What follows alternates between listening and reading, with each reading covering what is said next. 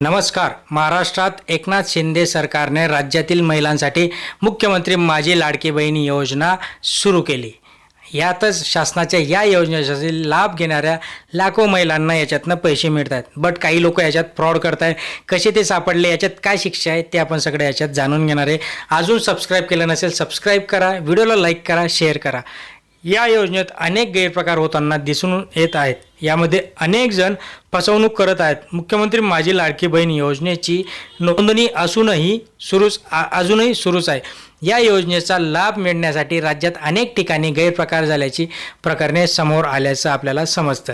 या योजनेचा लाभ मिळवण्यासाठी ऑनलाईन अर्ज, आधार कार्डचा नंबर वापर करून गैरप्रकार झाल्याचे उघडकीस येत आहे. या प्रकरणी राज्यभरातून हजारो तक्रारी देखील दाखल झाल्या आहेत. आतापर्यंत पुणे, सातारा, सांगली, छत्रपती संभाजीनगर आणि नागपूर या ठिकाणी 30 गुन्हे दाखल करण्यात आले आहेत आणि या प्रकरणात संबंधित ताब्यात घेण्यात आले असून त्यांना आता योग्य कारवाईचे पुढे निर्देश देण्यात आले आहेत. मुख्यमंत्री माझी लाडकी बहीण योजना या योजनेच्या माध्यमातून सरकारकडून महिलांना दर महिन्याला 1,500 रुपये देण्यात येत आहेत. या योजनेसाठी राज्यात कानाकोपऱ्यात ऑनलाईन ऑफलाईन अर्ज देखील भरण्यात आले आणि या योजनेनंतर आता अर्ज भरण्यासाठी राज्य सरकारने या महिन्याच्या शेवटच्या तारखेपर्यंत म्हणजे 30 सप्टेंबरपर्यंत मुदतवाढ दिली, जी की आधी जुलै होती, ऑगस्ट झाली, 30 सप्टेंबर आता दिली आणि एकाच महिलेच्या नावाने 28 अर्ज भरण्यात आले आहेत.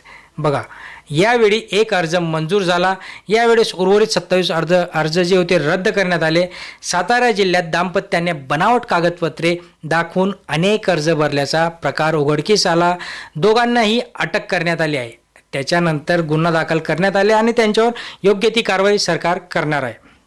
योजनेचा अर्ज नोंदणी सुरू असली तरी कागदपत्रांची सखोल तपासणी करून अर्ज मंजूर करण्यात आले आहेत. यावेळेत असे आदेश देखील शासनाकडून जिल्हा स्तरावर देण्यात आले.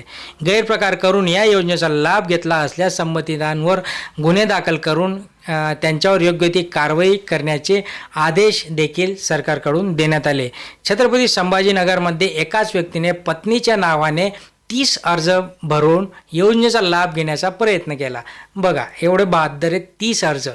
या बँक म्हणजे विविध बँक खात्यांचे नंबर देऊन वेगळ्याच व्यक्तीचा आधार कार्ड नंबर आणि फोटो बदलून कागदपत्रे जोडल्याचा आढळून आल्याने पुणे, मुंबई, पनवेल, नागपूर या ठिकाणी देखील अशाच घटना घडत असल्याने राज्यभरातून प्राप्त झालेल्या तक्रारी तसेच संशयास्पद कागदपत्रांच्या आधारावर 30 ठिकाणी गुन्हे दाखल करण्यात आले आहेत आणि याची माहिती आता महिला व बालविकास आयुक्त प्रशांत नानवरे यांनी दिली आहे. या योजनेच्या अंमलबजावणीवरून सरकार बारीक लक्ष ठेवून आहे. बनावट कागदपत्रे सादर करून या योजनेचा लाभ घेणाऱ्या लोकांनी सरकार ओळख करून देत आहे. बनावट दस्तावेज अर्ज करून कोणी लाभ घेतला तर त्यांच्यावर सरकार योग्य रीतीने कारवाई करत आहे आणि कारवाई झाल्यानंतर तर ठीक आहे, बट जी काही समाजामध्ये नामुष्की होते, नाव खराब होते, आपलं सगळं बर्बाद होणार आहे. एकदा तुमचं नाव खराब झालं म्हणजे सगळं बर्बाद होणार आहे. असं करू नका. 1,500-2,000 हजारासाठी तुम्ही काय रिकामे धंदे करताय, असे धंदे करू नका. योग्य ते मेहनतीचा पैसा कमवा आणि सुखी समाधानी राहा. चॅनलवर नवीन असाल, सबस्क्राईब केलं नसेल सबस्क्राईब करा, लाईक करा, शेअर करा. धन्यवाद.